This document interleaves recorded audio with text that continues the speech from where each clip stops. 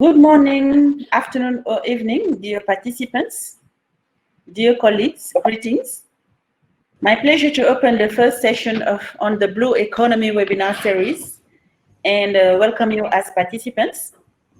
My name is Catherine and will be moderating this webinar. I work in the Training and Research Division of the United Nations African Institute for Economic Development and Planning, which is a training institute. Our core mandate is to strengthen capacities of African member states and assist them in their capacity development plans, being the training arm of the Economic Commission of Africa in that. Today, we are pleased to discuss about blue economy as an untapped potential in Africa. We know that the African continent has a high hydric potential that is yet to be developed. Indeed, we have some great projects like the Renaissance Dam between Ethiopia and Egypt, for example, and other blue resources that are not yet fully utilized. We know that it is more than critical in the context of the COVID-19, where the continent has launched several reflections and studies to prepare its economic recovery, amongst others. It is very important to tap on all development approach offered by existing resources. So this webinar will begin with a presentation by my two colleagues, Daya Bragante, who heads the cluster on sub-regional initiatives in the sub-regional office for Eastern Africa, and Raquel Fredericks, an associate economic affairs officer in the sub-regional office for Eastern Africa, too, based in Kigali, followed by a question and answers session. So for purpose of time, our wish is to not go beyond 1 hour and half an hour. And for that, I will not go much into details and give the floor now to them to complement their self-presentations. And then we start. Thank you in advance for your kind attention. Daya, over to you. Thank you very much, Catherine. Good morning, good afternoon to all. We are very much delighted and honored to have this webinar today, which is a very special day for the United Nations because it marks the 75th anniversary of the signing of its charter, which actually gave birth to the organization itself. And I would like to also thank you all for your interest in the topic of the blue economy.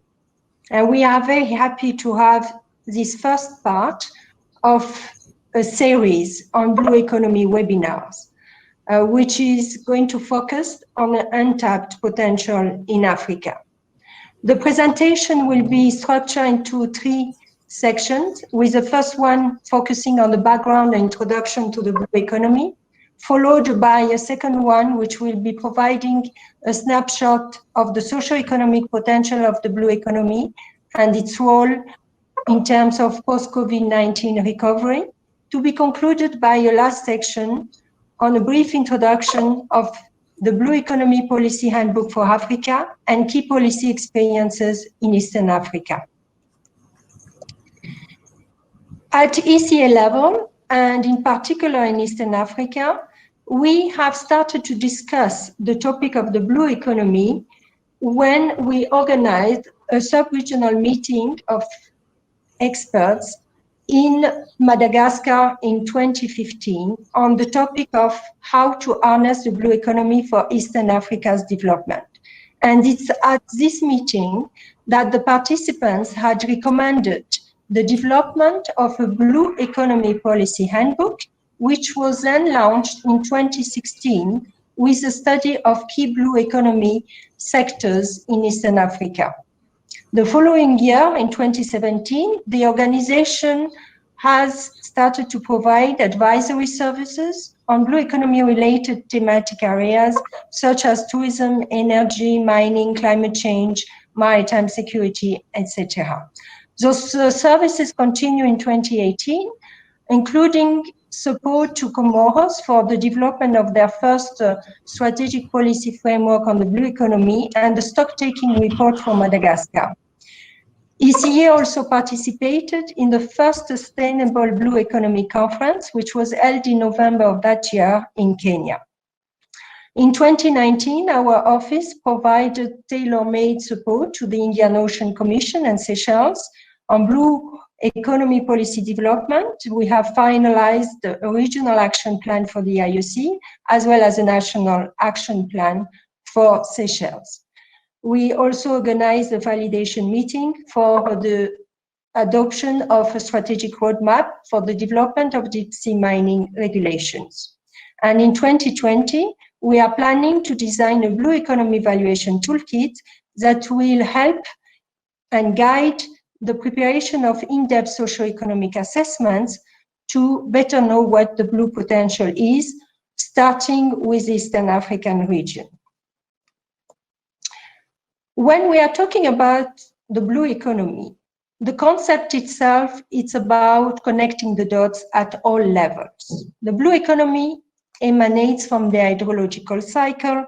It builds on sustainable development principles, and to thrive has to go through a multisectoral approach. Here you have an illustration of the different chemistry-related processes which are involved in the water cycle, which highlight the link between the land and the sea and between the different aquatic ecosystems, including lakes, rivers, groundwater, oceans, and seas. And it also highlights the important climate regulation functions of the oceans. In terms of guiding principles for the development of the blue economy, I remember when we were first discussing about this topic, people were just trying to understand what was behind the term blue, because we had the green economy, and some jokingly were saying, but what about a red or a yellow economy? Actually, the blue economy builds on the same principle of sustainable development, but with a special focus on water resources. So it's all about conserving, protecting, sustainably using and managing the blue resources to enhance cooperation at all levels, coherence of actions, enforce social inclusion and equity, and promoting synergies between sectors, sustainable development goals, etc., and also looking at the implementation of the circular economy, which is all about resource use efficiency. What is also important to know is that usually we have a tendency to put up front the sustainable goal number 14 on life below water, but the blue economy relates to all the 17 SDGs, because actions related to the blue economy contribute towards achieving most of the targets that have been identified under each SDG, starting from the SDG number 1 on reducing poverty up to the last one, number 17, on partnerships forging. Now, a quick question. In order to know what is the blue economy for you, and actually you can go to the poll tab, which is on the right side of the screen, up in the upper part, and you can click there, and you can quickly answer to this question, what is the blue economy for you? So you would have 6 answers to choose one among. A, ocean-based industries only. B, marine protected areas. C, beach tourism. D, transboundary water management. E, SDG 14, life below water. Or F, I think on the blue economy differently. And remember, there is no wrong or right answer. Just to understand from the audience what is the blue economy for.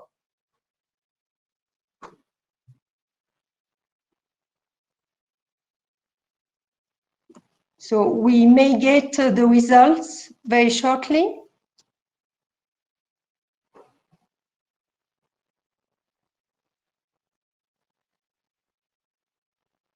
Okay, good. So apparently 80%, not 60, still people answering. Okay, just let's give a few seconds more.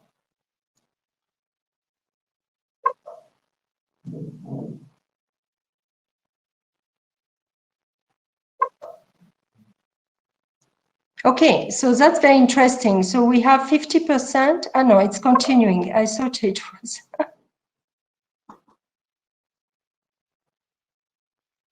So I think it has ended there. So we have 44% of you think that the blue economy is about ocean-based industries only, 11% about the SDG 14, and 44% think that of the blue economy differently. So actually very interesting answers. And most of all, the first one relate to the ocean-based industries.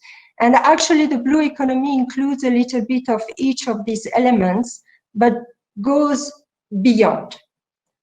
And that's the reason why at GCA level, we have tried to work a little bit on the definition itself of the blue economy to ensure that there is a better understanding of the key components that the blue economy encompasses and the ecosystems and resources which are involved. So we have been following the definition provided in the Agenda 2063 of the African Union, as well as the one which is also included in the Africa Integrated Maritime Strategy of the African Union, Horizon 2050, and in the Africa Blue Economy Strategy of the African Union, which was endorsed in October 2019. Here, if you may allow me, I will be reading the definition adopted by the Indian Ocean Commission in its Blue Economy Regional Action Plan, which actually tries to cover and as many subcomponents as possible in order to provide a non-exhaustive overview of what the blue economy is really about. So as we may have seen from the illustration on the water cycle, the blue economy not only includes the oceans, but also include the freshwater environments, and it thus relates to the sustainable use and conservation of oceans and seas, coastlines and banks, lakes, rivers, and groundwater.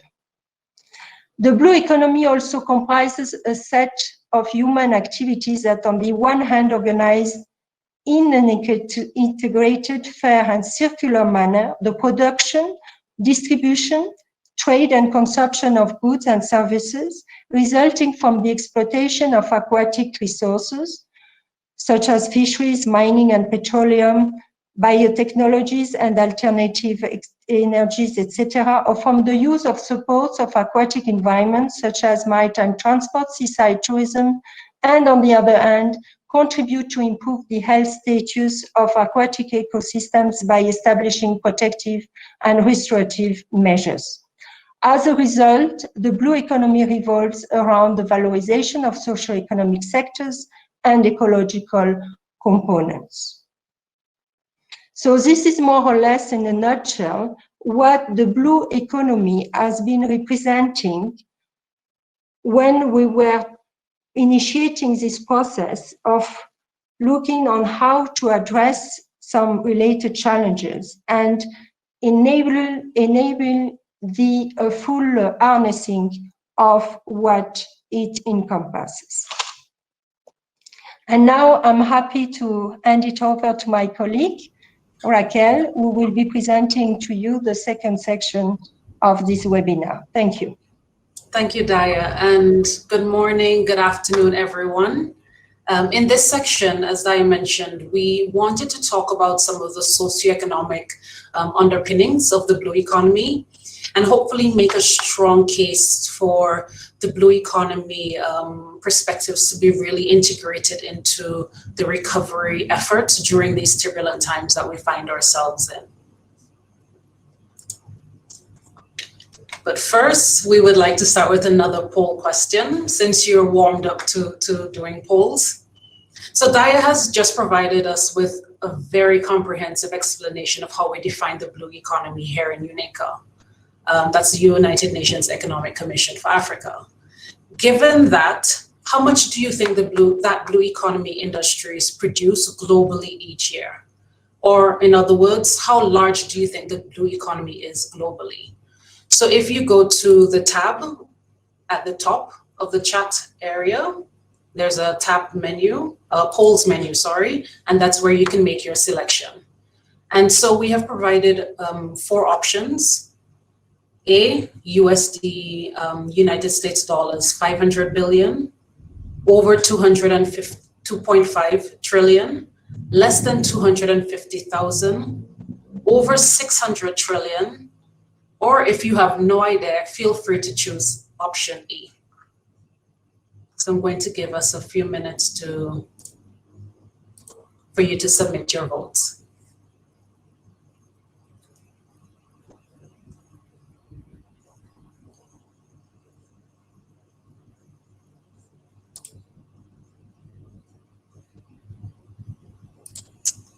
All right.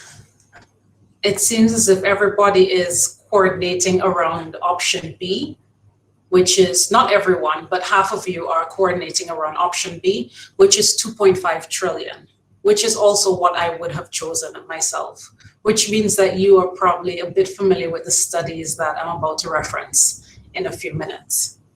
So this is the nearest and best estimate that we have for the global blue economy.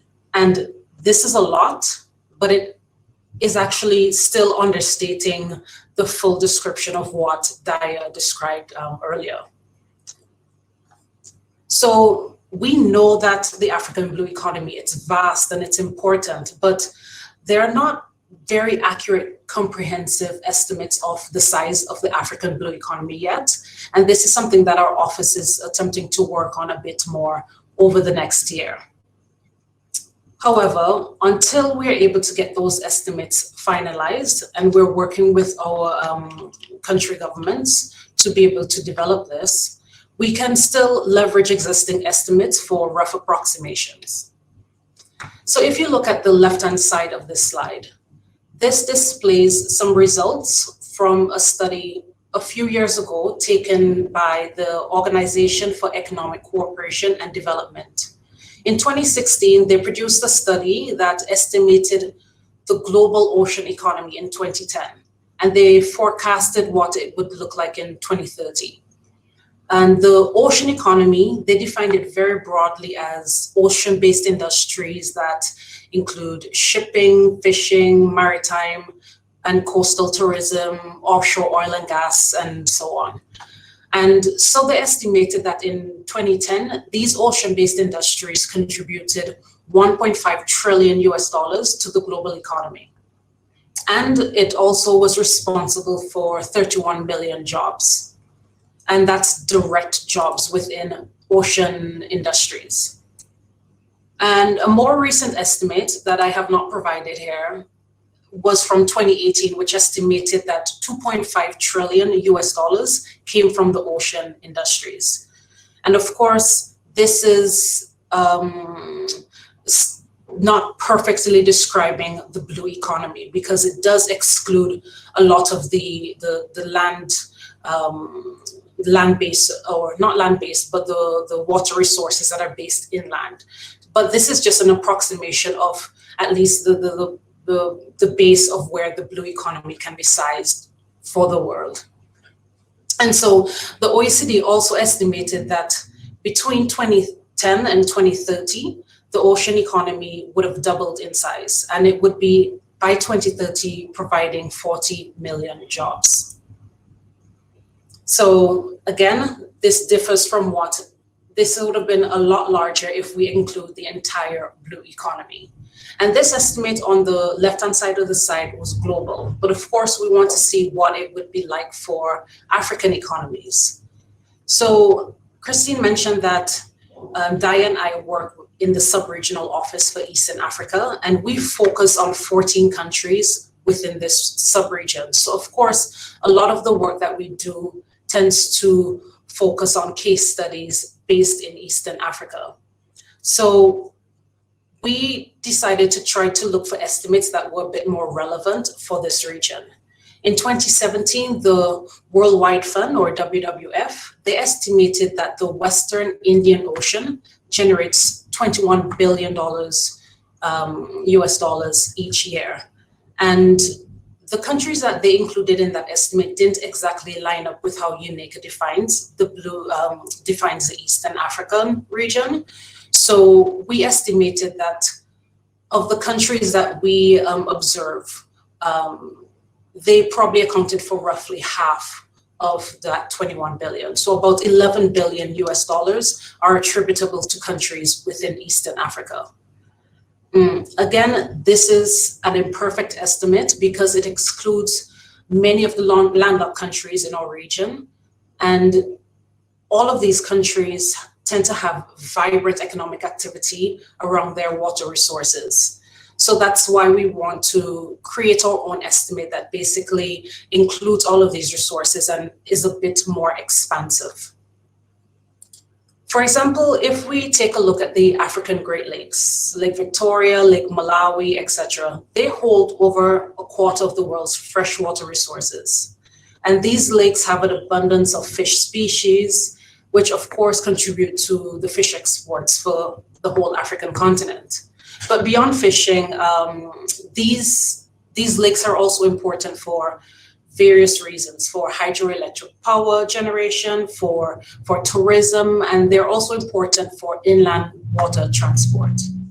And if we think a bit more about that last point, the inland water transport, these lakes are critical to the northern and central corridors. And for those who are on this webinar who are not from the region, these corridors connect the seaports in Mombasa, Kenya, and Dar es Salaam, and they connect these seaports to their landlocked neighbors. So a lot of the landlocked Eastern African countries truly depend on these seaports on the coast and depend on these corridors to get goods from throughout the region and also from other continents. So developing these ports and protecting these lakes, the African Great Lakes, it is really important to do this to develop the African blue economy. And additionally, developing these ports would help to boost the benefits of the African Continental Free Trade Area, or the AFCFTA. So the presentation that Diane and I are doing now is not meant to focus necessarily on the COVID-19 crisis, but it would be remiss of us to talk about economics in this time without mentioning the current crisis that the world is in. So again, we focus quite heavily on Eastern Africa. That would be the blue line towards the top of this graph. Prior to COVID-19 and the other crises, you can see that the GDP of the Eastern African region has been growing at over 6% on average for several years. So it was a very, very fast growing region. It still is. And this was expected to continue this year. There are a lot of investments that were planned in agriculture and in infrastructure. Domestic consumption has been rising throughout the region. However, of course, COVID has held the world economy under siege, and so too for our region. So right now, significant declines are predicted this year in the economies of the world, of Africa, and of our Eastern African sub-region. So while the growth of the Eastern African region averaged over 6% for the last few years, it will decline to, or we estimate that it may decline to just under 2% this year. I want to focus a little bit on the Africa figure that we have there, that negative 0.3%. Again, these numbers are just forecasts, and we find more information daily that will help us to refine this even further. So a few months ago, our UNECA colleagues estimated that the African growth rate, as a result of the COVID and other crises, would slow to either 1.8 in a best case scenario to negative 2.6 in the worst case scenario. So the place that the region would land on would really depend on, well, first of all, how quickly and how effectively the region and the world is able to contain the virus. And also it would depend on the speed of recovery in a lot of key sectors. For example, we all know that oil prices have declined significantly, and oil has traditionally accounted for around 40% of African exports. So that decline has been affecting a lot of countries. So again, that recovery would really depend on recovery of those prices. So if we focus a bit more back onto the blue economy, I want to build a bit on Daya's definition. So large parts of the blue economy aren't really new. It includes industries that have been around for decades or even centuries. What is new is thinking about them, as Daya said, collectively and in a sustainable manner, realizing that activities that you do in one sector or in one industry may impact on the livelihoods and the sustainability of another sector or industry. So some of the more established industries that we have presented here include fishing, aquatic tourism, marine transport and ports, etc. Emerging industries, those that are a bit more nascent and a bit less invested, would include aquaculture, aquatic renewable energy, and this includes maybe wave energy, offshore wind power, etc. And these are critical, but note that these are not exhaustive. There are many other industries that are included in the blue economy that we have not listed here. But beyond all of this, across the established and the emerging industries, there are a lot of cross-cutting initiatives, such as aquatic-based research and development, security services, climate change adaptation and mitigation, which are helping to support the sustainability and the effectiveness of the established and the emerging industries. So just to wake us up again, we're going to do another poll question. And again, you can go to the poll tab to respond. So the question that we're asking now is just really your perspective. Which blue economy industry do you think has been most negatively affected by COVID-19? And this is not something that we necessarily have the right answer to, but this is more to solicit your opinions or your thoughts.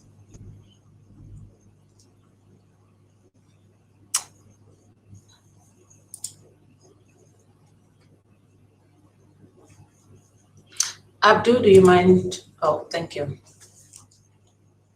So again, please insert your thoughts into the poll tab so we can see just where everyone is thinking on average. And right now I see the vast majority of us are thinking travel and tourism, which really is not surprising given how the border closures have really impacted each and every one of us and our ability to travel within the region and outside. Surprisingly, no one thought offshore oil and gas, even given the oil prices. So that's good to know. Generally, 83% of us, and I would agree with this, at least personally, travel and tourism being one of the most negatively impacted industries. So before we start to talk about the impact of COVID on these industries, let's take a step back and think about how the main blue economy industries have been performing in recent years. So in 2018, we have some statistics on how these industries, the main blue economy industries, have been performing, or performed, rather. So fisheries, tourism, and marine transport. Again, these are not the only blue economy industries, but they are certainly among the most established and among the largest blue economy industries. So in 2018, we note that fish exports And this includes fish and other seafood, both fresh and prepared products. From the whole of Africa, these exports increased by 5.7%. And it's important to note that this excludes the fish exports from landlocked states such as Uganda, where exports actually increased by 11% in 2018. So that was quite impressive. On the travel and tourism front, that industry expanded by 5.6% in all of Africa. But one big caveat for this is that it includes tourism that is land-based. So for example, the safaris that people go on. So we don't have an estimate for how the blue economy grew for the whole of Africa. But again, we can go back to our Eastern African examples. So Seychelles and Madagascar, these are islands that are quite popular tourist destinations, and a lot of the tourism that goes to, or the majority of the tourism that goes to these islands are blue economy based tourism, you know, folks going for their beaches and the sunshine. And these industries in those two islands expanded by 8% in 2018. So again, very impressive growth. In terms of marine transport or shipping and transport, we decided to look more closely at container port traffic. And we noticed that container port traffic throughout the continent increased by 4.4% in 2018. Again, looking a bit more closely at Eastern Africa, the growth was even more impressive. In the ports, in the main ports in Kenya and Tanzania, the container port traffic increased by 9%. So that would have been in Mombasa and Dar es Salaam.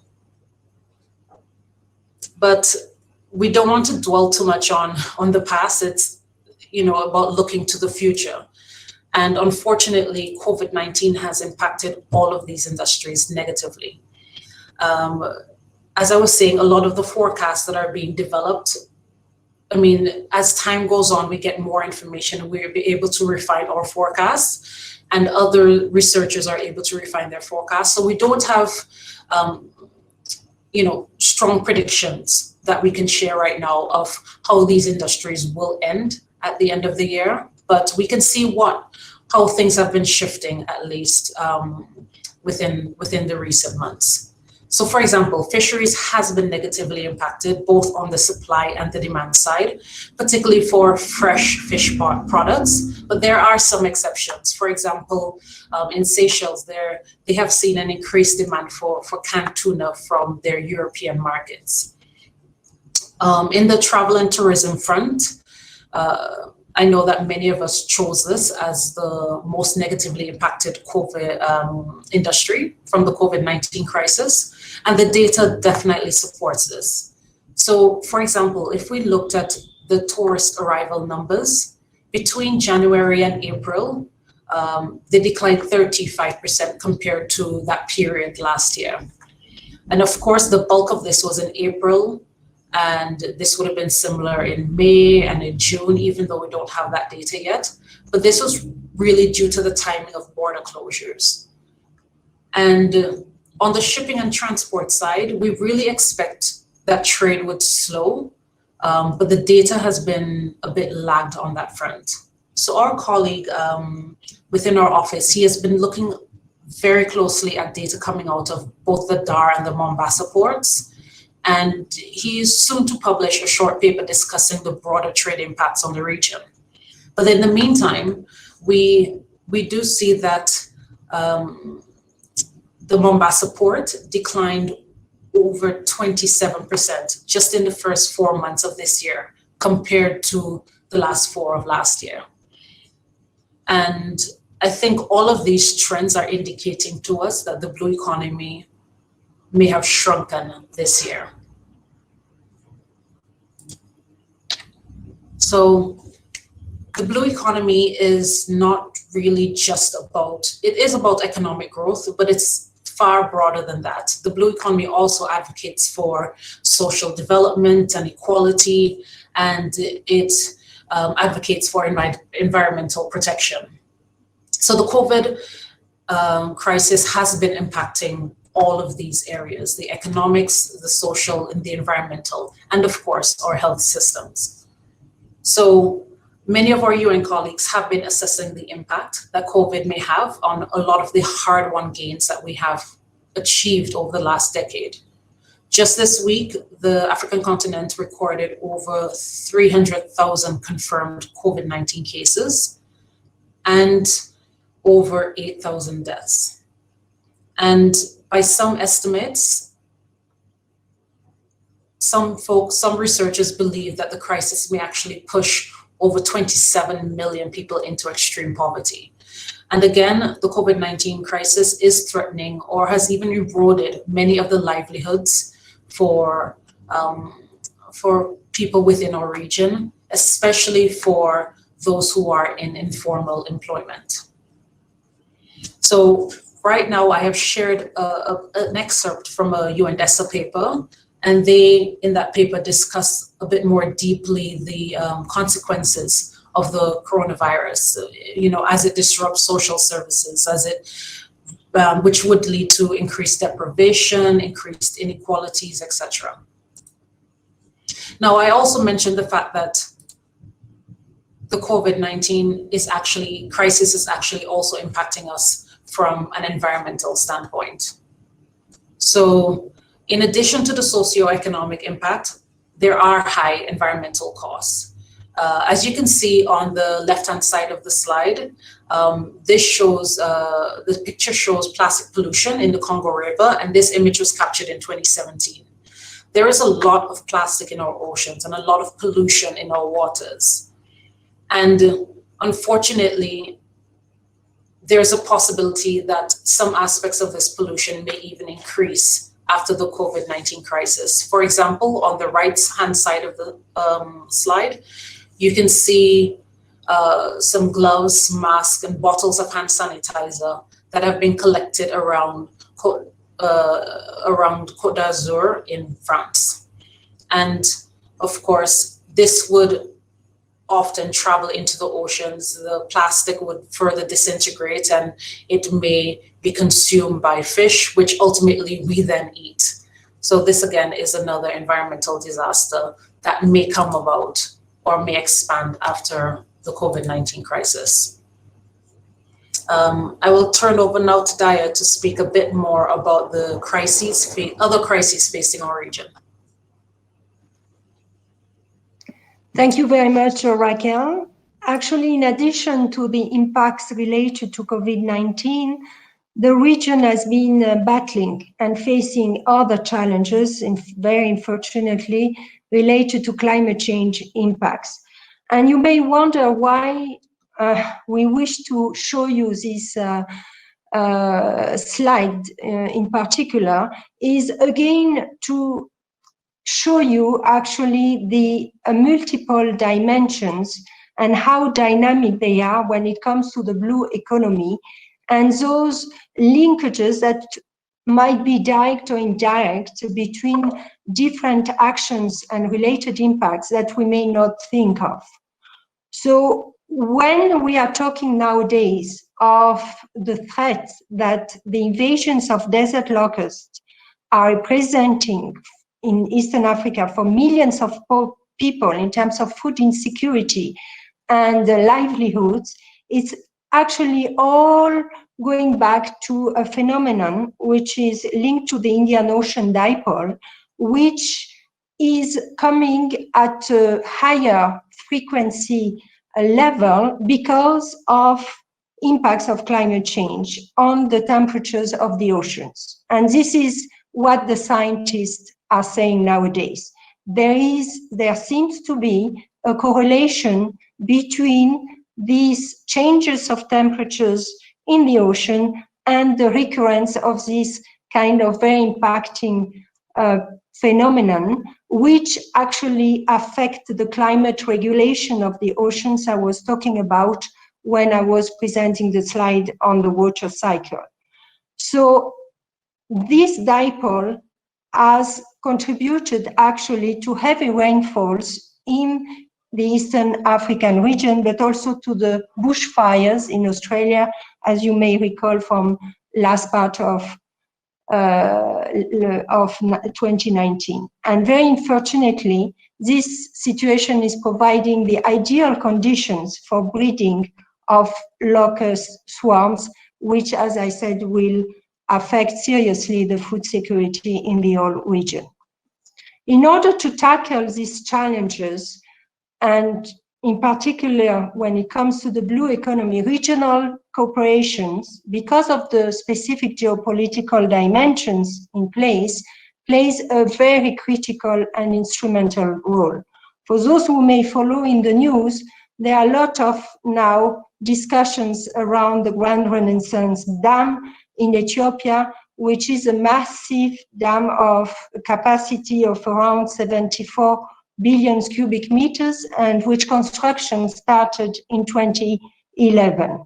So there was a kind of wish from the Ethiopian government to start the refilling, but also with the concerns voiced by other countries sharing the Nile River, such as Egypt and Sudan, voicing some concerns about that. So the discussions are going on. It was just again to underscore the importance of regional agreements and cooperation when it comes to the sustainable use and management of blue economy resources, because this cannot happen if not all the interests of all the key players and key stakeholders are fully taken into consideration and a win-win solution coming out. The same with the maritime boundaries. There is no possible use, sustainable use and management of ocean-based resources when there is no sovereignty over those spaces.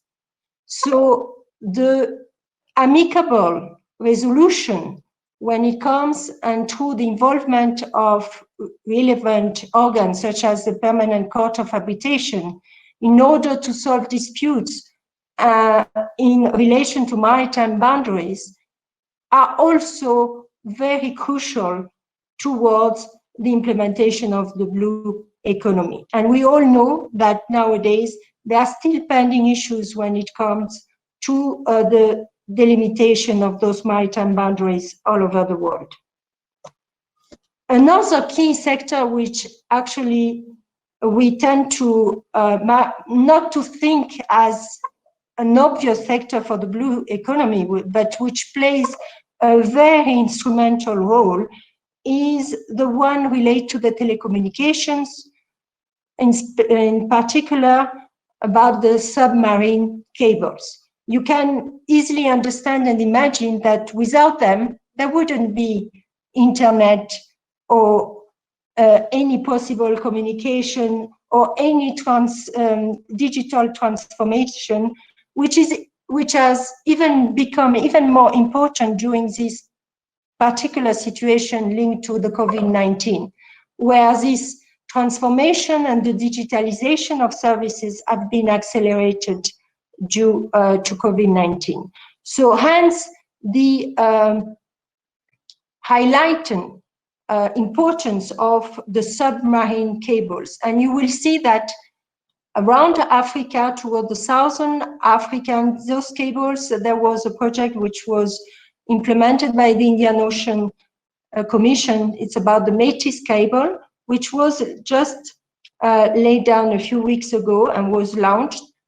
And you can see also towards Western Africa and all surrounding the continent, those cables which actually are the lifelines to ensure proper communication channels for the populations living on the continent. And there I will pass it on again over to Raquel. All right, thank you, Daya. So Daya mentioned that blue recovery. So something that we need to realize is that COVID-19 is a global crisis and it really necessitates a global solution. And we don't want to just build back our health systems or economies and our livelihoods, but we really want to build it back better.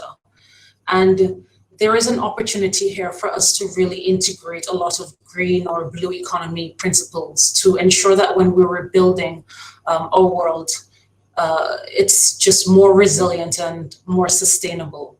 So just quickly running through this would include ensuring that in the recovery strategies that our governments develop, they prioritize diversifying and transforming our economies. For example, investing in more of those emerging blue economy sectors, encouraging investments in innovation and technology.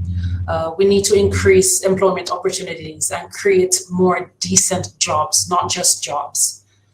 We need to protect our oceans, protect our rivers, our lakes, and the wider environment. We need to promote greater social equality and equity and welfare. And this will help to make us more socially resilient. We need to adopt sustainable financial approaches, and this is something that we will allude to a bit later. We need to accelerate the pace of regional integration.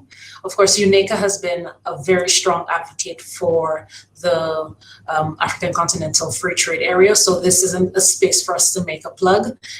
Again, using those corridors to really enhance the AFCFTA.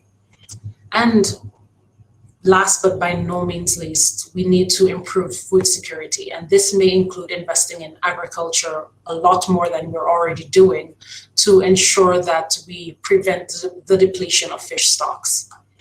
And this is a lot that we're asking our governments to do. But Daya would talk more about a policy guide that UNECA has developed that can provide a template for getting this done. Thank you, Raquel. Actually, we are reaching the last section of our presentation, which will be looking at the Blue Economy Policy Handbook for Africa, as well as key policy experiences in Eastern Africa.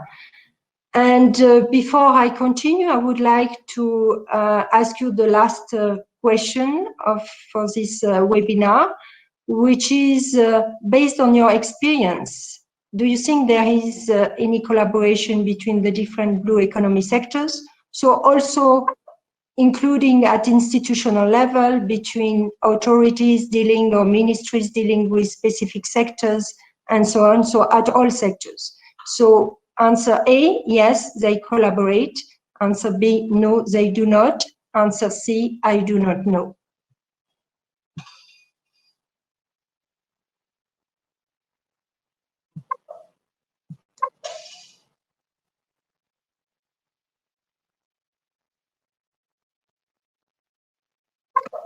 Yes, I can see over 60% of you have answered B, meaning that you do not think that they are collaborating. And actually this answer provides us with a rationale for the multisectoral approach that we are trying to advocate through the policy handbook for Africa. The handbook is really highlighting the rationale and the key steps that could help towards achieving this multisectoral, integrated and participatory approach through the design of incentives or other policy instruments that can guide various sectors to a common policy buildings on trade-offs and synergies. It's really to break off the silo, the traditional silo approach where, as I was saying in my previous slide when I was talking the multisectoral approach, where unfortunately each single sector tries to advance its own agenda without really taking into consideration the potential impacts that related action may have on other sectors. And the same without making an extra effort in terms of identifying what could be the trade-offs to reach and to go towards a win-win solution where we would have a flourishing blue economy, trying to take into consideration all the strengths of those different sectors and putting them in synergy and in order to enhance their complementarities and their potential mutual advantages and comparative advantages.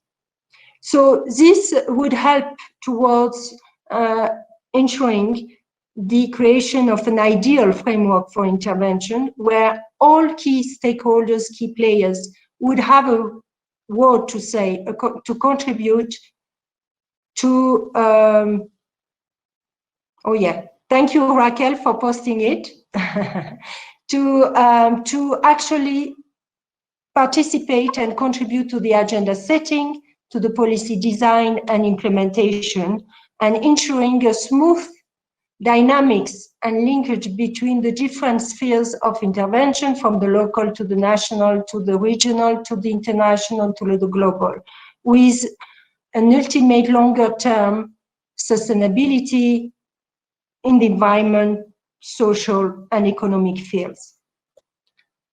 And when you will have time to look at the Blue Economy Policy Handbook, for those who may not have had done it yet, you will see that it includes a description in a detailed way of all the different steps that can help those stakeholders involved in the development of policies on how to go about that. So starting with the resource knowledge, that's the reason why Raquel and I, we have mentioned several times the caveat when it comes to the blue economy, to know really what is the blue potential. Very difficult to estimate, very difficult to understand for the time being, because we are talking about so many sectors, so many components, so many dimensions. It's so vast that we need to come up with a kind of methodology to come up and guide those socio-economic assessment. And this is actually the role of the toolkit we are planning for this year I was referring to. So the resource knowledge would be the very first step in policy development around the blue economy. You need to know what is at stake in order to identify those actions that will be needed to address related challenges. Coordination, another very important element, which is related to the lack of collaboration between the different sectors at all levels. There will be a need to identify that institution that will play the overall role of coordinating the all sectors between themselves and providing the guidance which is required to do so. The consensus building, facilitating a blue economy culture. When we had started to exchange with member states towards supporting their policy development efforts, we usually receive this kind of feedback saying that, yes, but we are still struggling to have the beneficiaries understanding the concept itself of the blue economy, because most of us may have a complete different understanding. Hence the reason why we were asking you at the very beginning to try to understand what is the blue economy to you, because it might be very different from one person to the other, because of the novelty characteristic of this topic. So how to build this consensus and facilitating this blue economy? It's only through communication, through better explanation of the concept, through sensitization. And we hope that this series of webinars, because we don't have the pretension of having exhausted everything today, is just an appetizer to set the scene for further discussions. But we hope that this series will have contributed a little bit to enhance this understanding of the very important dimensions of the blue economy. Then the prioritization criteria, again linked to the pros and cons in terms of relation that between the different sectors, the activities that would be implemented under each sector's agenda, program of work, and so on, and expected outputs and ultimate results on the ground. The scenarios, the logical framework, the definition of the roles, responsibility, and very importantly, the resource mobilization.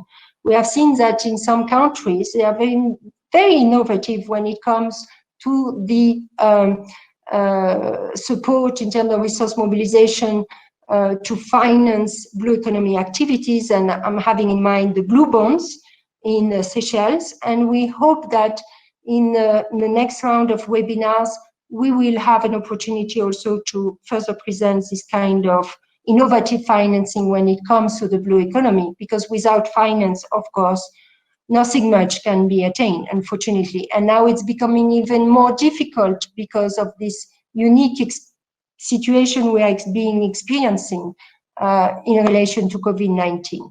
Then, of course, the monitoring and evaluation, the need to share the lessons learned, but also the good practices. A lot of innovations are taking place in the field of the blue economy when it comes to new harvesting technologies, like in Madagascar, but the sea cucumbers, the caviar, all these. These are all new innovations that have been grown at grassroots level, and which we need to be more emulated and shared, and at all levels, in order to feed back now into the policy design. So this is a snapshot again about that methodology which is included in the policy handbook, and that could be followed as a guide for further policy development. And in the region, in addition to the African Union strategy on the blue economy, which followed that methodology, we had the honor to support Comoros in developing their first strategic policy framework on the blue economy, Seychelles, their Blue Economy Action Plan, the Indian Ocean Commission, their Blue Economy Action, the Regional Action Plan, and all of them have their own components which are tailor-made to their own context, to their own priorities and needs and expected achievements. But they have a common element which is evolving around the regional integration and the regional cooperation, which I was mentioning just before. This is, again, when it comes to the blue economy, this is again a critical element. It becomes more and more difficult to deal with the blue economy in self-isolation. The countries would gain in joining to the regional economic communities, the intergovernmental organization, to join forces to implement strategies and action plans towards maximizing their resources and contributing back to their economies and boosting their sustainable development strategies over the long term. And the Blue Economy Evaluation Toolkit, we hope that we will advance this year, and this will be representing another milestone in our own blue economy journey at GCA level, trying to provide the means and to whoever would be interested in conducting socioeconomic assessments to know a little bit more about the blue resources at stake. So now I will hand it over to Raquel for the concluding slides. Thank you.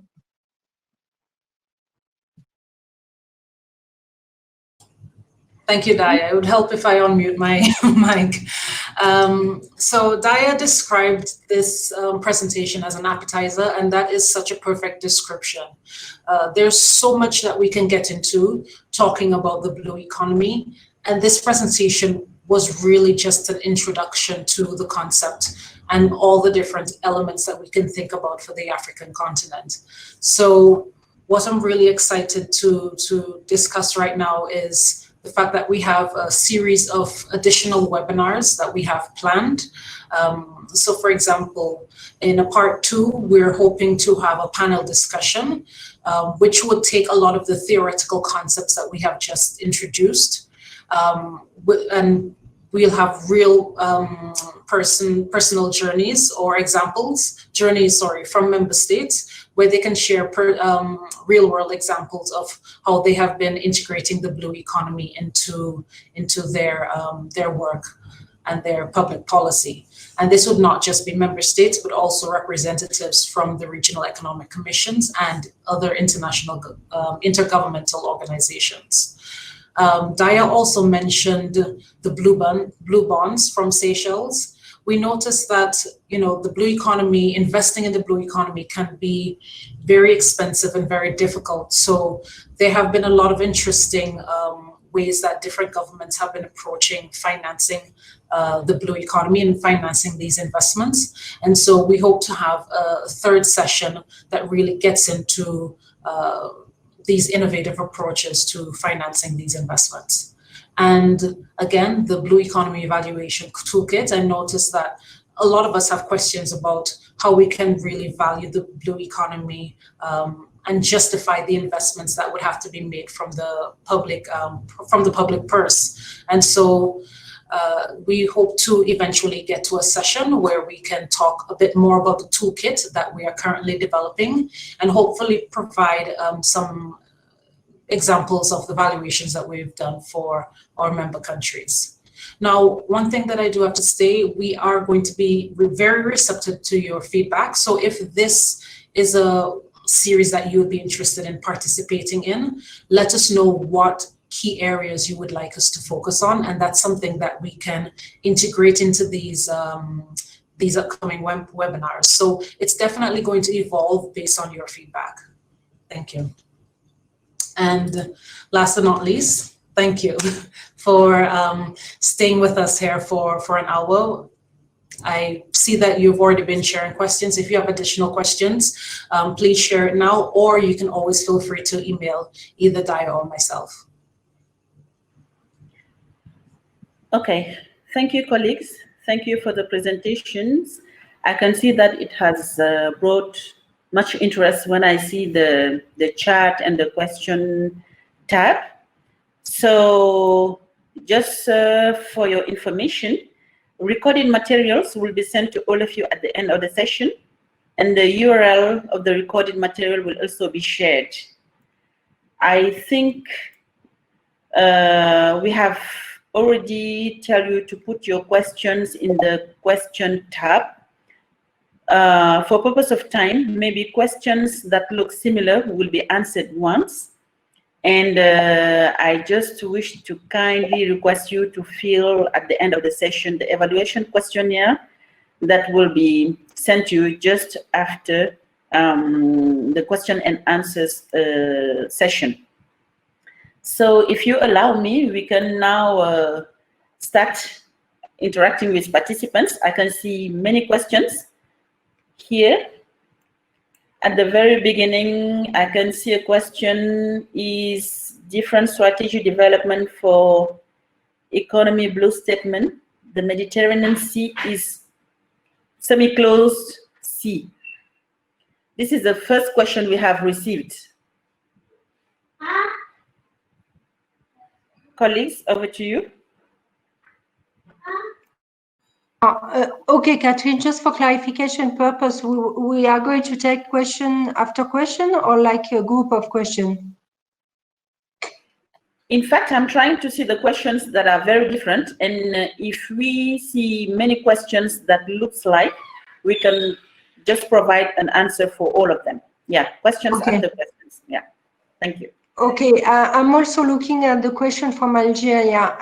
My apologies if I may not have fully understood the question, but I'm guessing that if there is a development strategy for the blue economy for the Mediterranean, so actually to the European Union organs, they have actually, and I think the Secretariat, if I'm not mistaken, is based in Barcelona, in Spain, and they have been working indeed on related blue economy related strategy on the Mediterranean, and this is within the EU framework. But when it comes down to the African member states, we have a sub-regional office which is based in Rabat.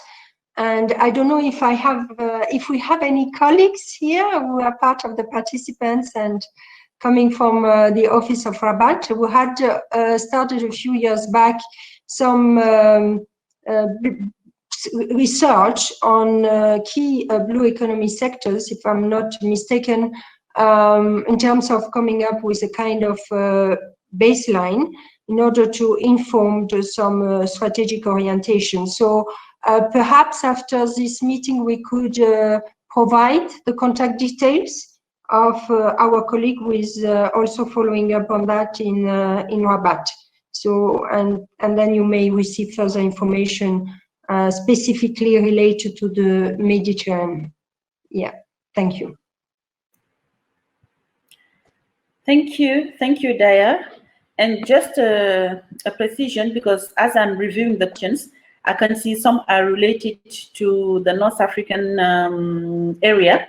So at the very beginning of the webinar, we have informed participants that this is the webinar is focused on studies and work done for the Eastern Africa region. So, and this is the first session of series of webinar that will be initiated later. So no need to tell you that maybe in other webinars, we may tap on and go deep further into the work that have been done for other regions of Africa. So this has been focused particularly on the Eastern Africa region. So our apologies for that. So for those who are putting questions regarding the North Africa or other regions of Africa, we are kindly requesting them to wait for other webinars that may probably focus on those part of Africa. Thank you. So next question is about the impact of the COVID-19, the blue economy prospects, and the example of Seychelles. What policies are you recommend economic impacts?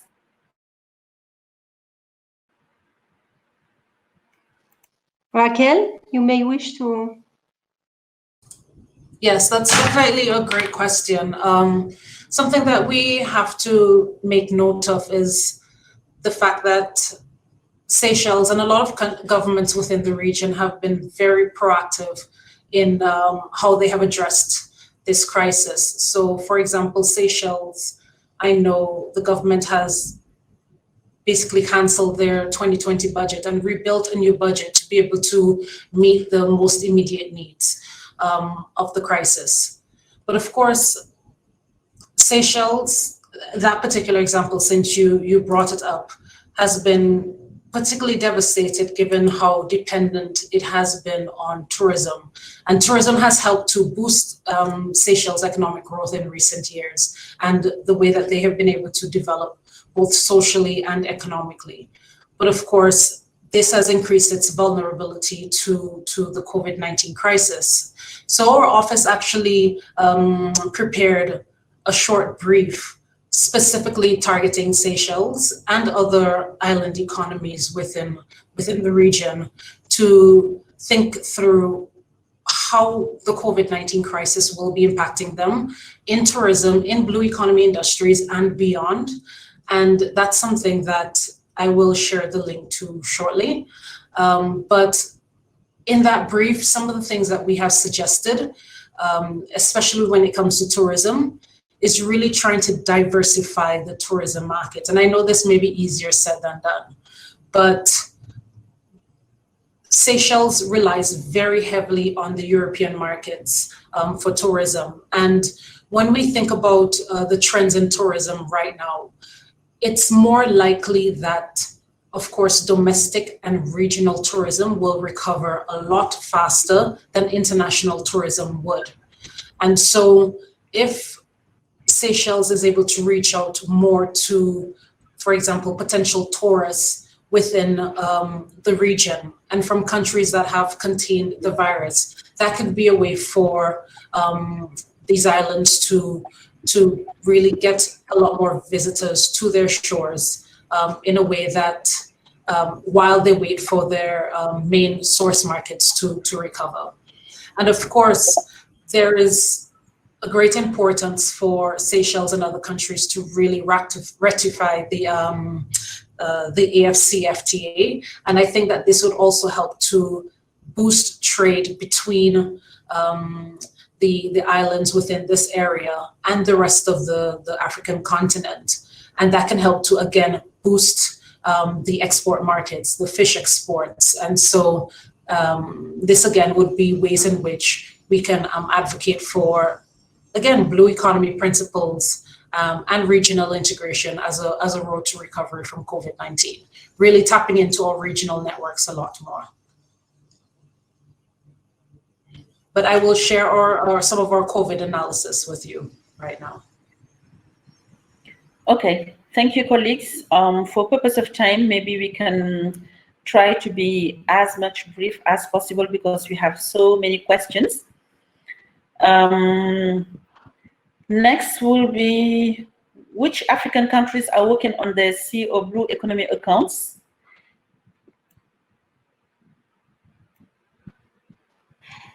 Very interesting question, and actually, Raquel, if you may say a few words perhaps on the comparative analysis that Absolutely. We are trying here.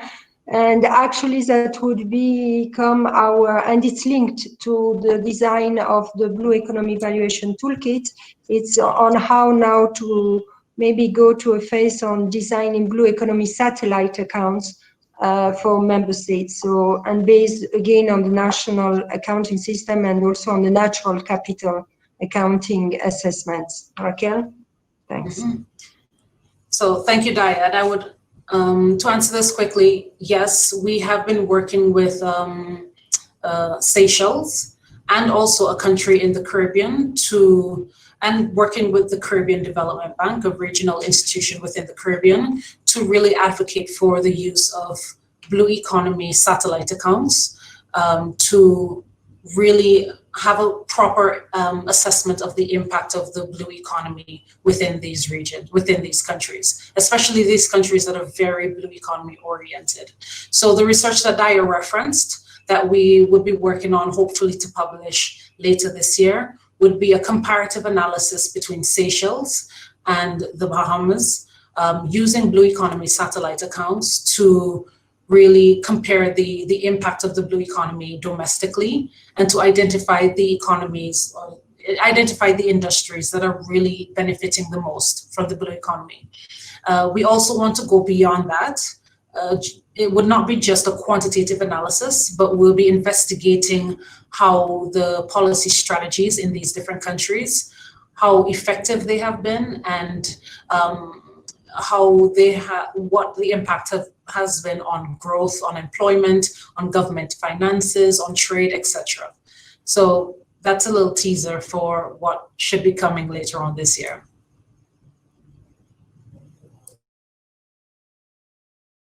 Okay, thank you. And colleagues, you are kindly requested to share, if possible, some downloadable references of the work undertaken in relation to the subject matter.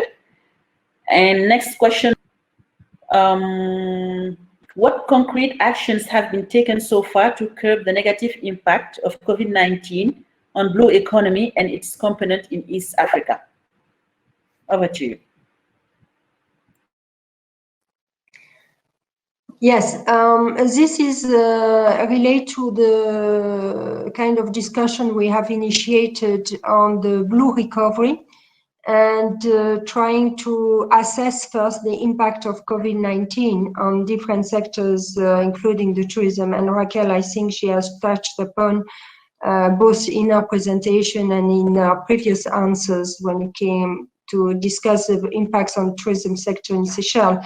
So we are, and this is also covering a question I've seen, that what would be the Build Back Better policy brief as a next step. And we are currently working on that. So, so it's a little bit too early to talk about any concrete actions because we are still at the level of understanding the impacts themselves on the different sectors of the blue economy and devising, using the methodology that was followed for the design of previous policy frameworks on the blue economy to see on how we could come up with some innovative and creative ways to address related challenges in a very concrete way to, for example, the blue financing we were talking about, or about key select activities that would be then informed the outcomes of the socio-economic assessments I was talking about, and also from the establishment of Blue Economy satellite accounts. So it's a long journey. It's a medium to long-term journey, which involves several steps. And because we are still very uncertain about the final trends and evolution of COVID-19 at the world level, but also at the continental level, we will have to be also using a precautionary principle and observing first, trying to analyze and understanding what is really happening before even going to the identification of the concrete actions that could be involved. I don't know, Raquel, if you wanted to add some things. No, I think that was complete. Thanks, Katrin.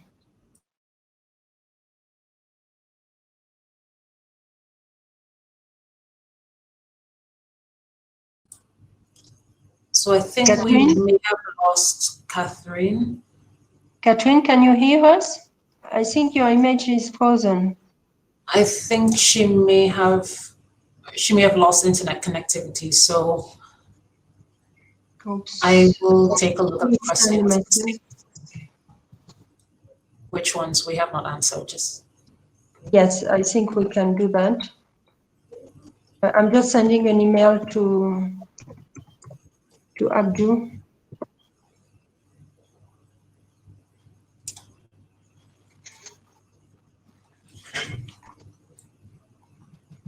So we are going back to the questions. While waiting for, yes, Raquel, go ahead. Go ahead. This is a very interesting question from Ali Harbi. I'm not sure if this was supposed to be the next one in line, so apologies if I skipped over your question. We'll get back to it. But he asked, should we not we talk only using the term sustainable blue economy? There are too many risks on ESE issues with the blue economy, and the concept should really be restrained to the sustainable blue economy. So I don't know if that's something you may want to address, Daya. Yes, I'm just, you can, okay, I just got a message from the team. Sorry, apologies, dear participants, for those connectivity issues.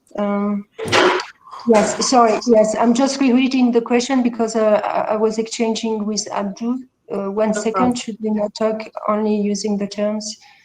There are too many risks, and I suppose that's conceptually. Yeah, so we, of course, I mean, it's simply, Yeah. Catherine, can you hear us? So we had taken the initiative of going ahead. Sure, yes, sure. but if you want to talk it over, please what take is it. happening with connectivity issues. So where were you? No Which problem. questions were you about to answer? Yeah, we were trying just about to answer the question of Mr. Ali Arbi, asking about the term sustainable blue economy. Actually, when we are talking, as I said, the guiding principle of sustainable blue economy development implies that we are indeed talking about sustainable blue economy, sustainable in order to ensure a sustainable use and management of the aquatic ecosystems and associated resources. So it's really implied. And of course, when we were talking about the need to take into consideration the potential impacts that each sector could have on other sectors and to see other trade-offs, the environmental dimension and the sustainable dimensions are vital, really, to see how, and this is linked to another question, if I remember, where someone was raising the risk of scrambling for resources on the continent and how we can help address that. So it's all linked to that. So how to prevent the depletion of the resources even before exploiting them in a sustainable way. So it's really part of that discussion, and it's also linked on to the building back better.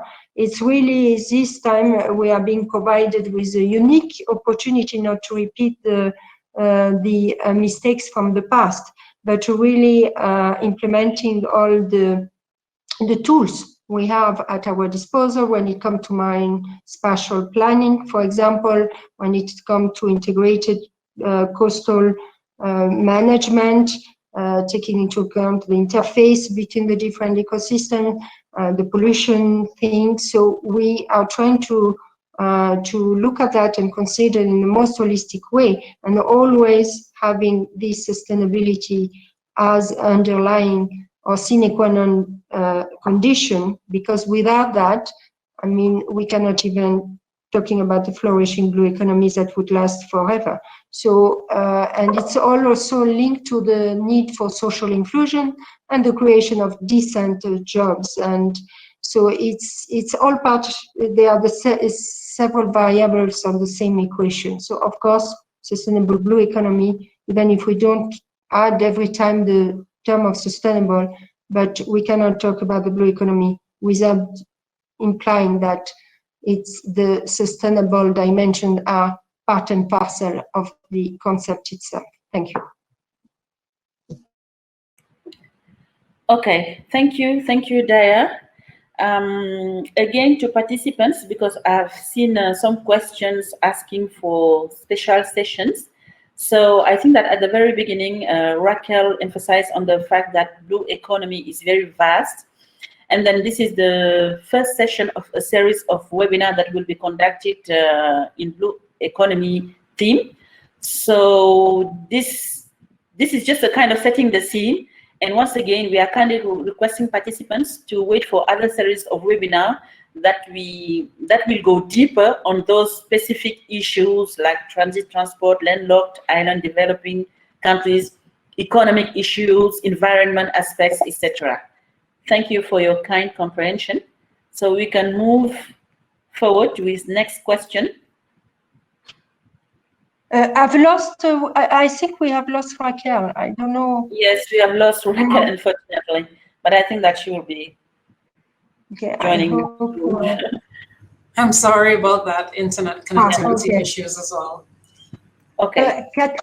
Catherine, if you may allow me, because I saw some questions that are very important actually to answer with respect to the African Union and the African Union strategy actually, which has been designed by the AU-IBA, which is the Intergovernmental Bureau for Animal Resources it's an organ of the African Union based in Kenya, in Nairobi, and they were actually indeed the lead author of the Blue Economy Strategy for the whole continent on behalf of the African Union. And I could see several questions also from Mr. Mwangi from Kenya, also about the collaboration between ECA and African Union. So indeed, I think when I was presenting the key policy experiences in Eastern Africa on the blue economy, I was quickly mentioning that the handbook, the methodology included in the handbook had been followed as a guide also for the development of that Africa Blue Economy Strategy led by AU-IBA, and that indeed we are collaborating with the African Union. And I just wanted to provide a small clarification because this came back several times, that the Blue Economy Policy Handbook is not, let's say, a policy framework. It's just a tool to develop policy framework. So it's a methodological tool. So it's not at all the, because there was this kind of confusion in the past, it's not at all the, let's say, a strategy or a policy on the blue economy for Africa. No. It includes a methodology in order to guide whoever the key stakeholders and the key players who would be interested in addressing the blue economy potential to develop those related necessary policy frameworks and other related tools, and this at all levels, like continental level, sub-regional level, or national level. And in addition to the AU, we also have several regional economic communities which are also started to develop their own strategies. And in Eastern Africa, we have IGAD, which has already started to work on that and was about to finalize these strategies this year and to host a conference on the blue economy for member states. So we hope it will still go ahead. but it was taken by events, unfortunately, because of the situation. So, of course, there is a strong collaboration between ECA, the African Union, and the RECs and the NGOs, because we are also trying to partner with very important intergovernmental organizations, which have a very important role when it comes to the blue economy. Raquel, I mentioned the corridors, the Northern Corridor Facility, the Central Corridors, and also the PAMESA, the Port Management Association for Eastern and Southern Africa, and so on. So there are a multitude of key players and key actors who are involved in this discourse. And because of the vastity of the dimension of blue economy, you can imagine how many more, like Nairobi Convention, because there was question on how to also avoid this scramble of resources, how my colleagues in EC headquarters in Ethiopia, before there was this move of the African Mining Development Center to the African Union, had been actively involved also on working on deep sea mining with the International Seabed Authority to see how the member states could benefit also at the same level than other countries from resources, deep sea resources. And here I would like to seize the occasion to remind the importance also for landlocked countries to also ratify the United Nations Convention on the Law of the Sea, which is not always the case because of this struggling in identifying some close, let's say, proximity between a blue economy and actually its application when it comes to freshwater resources such as lakes, rivers, and this.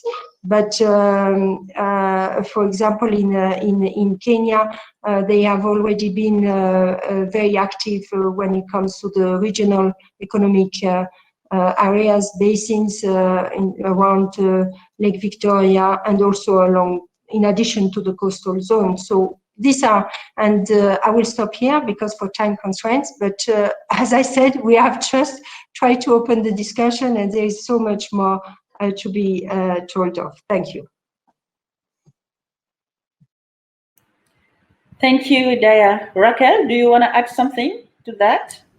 No, I think that was a pretty comprehensive response. Okay, thank you. Thank you so much, Daya, because you have, covered most of the questions I've read in the question and chat tab.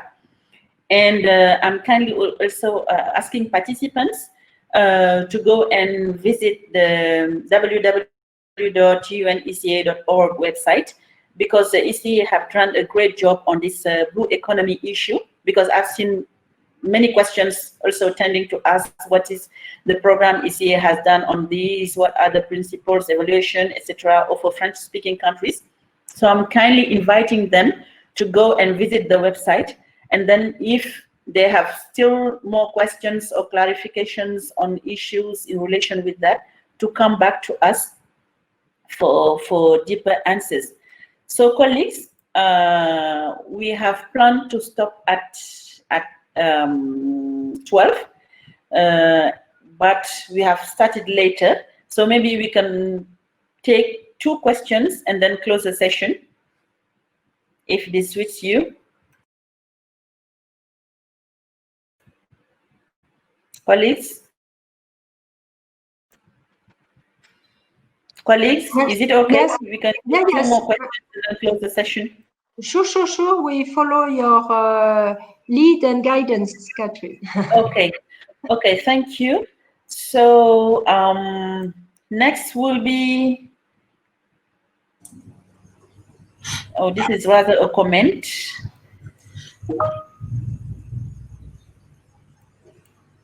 Okay, so we have a question from Algeria concerning the cooperation between the 2 rives, north and south of the Mediterranean, especially about financing institutions in energy sector.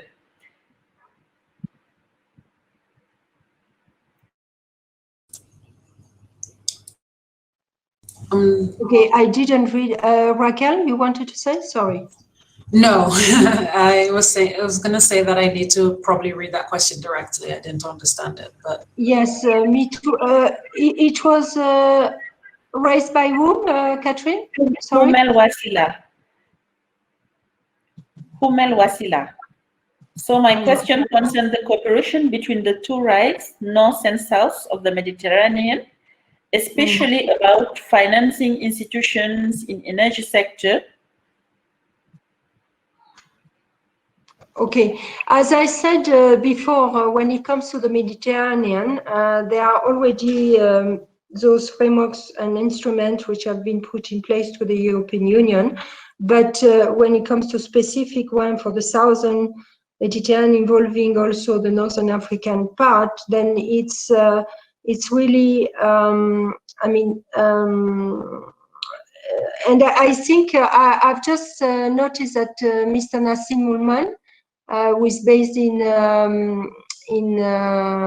Addis, I just posted the contact, email address of my colleague Omar Abdurrahman, who has actually been following up on that, and we could provide actually specific information related to this part of the continent, Northern Africa. But when it comes to energy, I've just noticed also that I think, Johannes, you are still there. We have also colleagues in Addis. We are working also specifically on the energy topic because as it was presented, indeed, the energy sector is a very important key pillar with a lot of promising potential for even the blue recovery when it comes to the blue economy. So it's emerging for a part of it when it comes to really high-tech offshore renewable energies. But if you are more interested in terms of financial aspects of that, then I'm thinking of my colleague Johannes Sailu, who could then provide you with further. Johannes, if you hear me, could you kindly perhaps provide with your contact details in the chat or to the gentleman or the lady, I'm not sure, in order for perhaps to further continue this this conversation after the webinar. Thank you. Okay, thank you, Daya. So we will take the last question. Mohamed Bouali, who is asking if you can receive the presentations in French language. I don't think that this is ready now, but maybe we can think about a translation later on. But up to now, unfortunately, the presentation is only available in English, sorry. So I think that we have come to the term of this webinar. I thank you all for your attention, and before closing formally the session, maybe I will give the floor for the last time to my both colleagues to add something to close before we close the session. Thank you. Maybe Raquel, over to you. No problem. So thank you again, everyone, for joining this session. We really enjoyed sharing this concept with you and look forward to the future sessions. So I just want to reiterate that we are very open to any feedback that you have and any requests that you have for us to integrate into the future presentations, because we want to ensure that the sessions that we hold are valuable and useful and help you in your work. Thank you. Thank you, Raquel. Daya, over to you. Yes, thank you very much, Raquel. Actually, well said. I don't have anything else to add, but to thank you all deeply for your interest in such an important topic that is expected to play a very important role when it comes to the post-COVID-19 recovery. And as I said, this is only the beginning of a series of webinars where we hope to now a little bit going every time a little bit more in depth, and now inviting member states from the continent as well as regional economic communities, intergovernmental organizations, but also representatives from the private sectors, from the academia, and any other interested stakeholders who could then use this space for sharing their experiences and continue this dialogue on the blue economy, because it's all part of communication and trying to demystify a little bit the concept, because we have a tendency to still understand the blue economy differently, depending on the context, the starting context. So again, a big thank you to you all for having had the patience to listen to us. I hope we were not too boring. And and a big thank you to the fantastic and wonderful team from IDEP.